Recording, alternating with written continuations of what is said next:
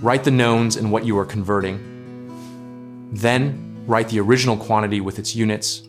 Multiply by unit conversion factors arranged so the units cancel. Compute the arithmetic and state the rounded final answer with units.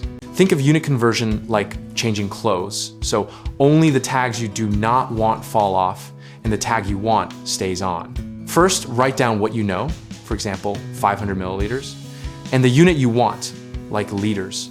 Then write the original quantity followed by multiplication by fractions that are equal to 1, such as 1 liter over 1,000 milliliters, so the unwanted unit cancels across the line. Do each multiplication step by step and cancel the units as you go, so you can see why milliliters disappear and liters remain. Finally, do the arithmetic, round the correct number of significant figures if needed, and write the final number with its unit, so the answer is clear. A common mistake is skipping the knowns and diving straight into math, which makes it easy to choose the wrong conversion. Fix that by always writing the knowns first. Another error is arranging conversion factors, so units do not cancel correctly, which leads to wrong answers.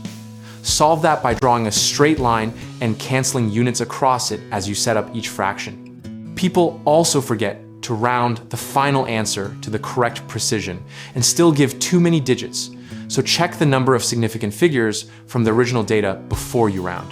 Visit www.gumballdegree.com to find more videos and step-by-step worksheets that show these steps in action.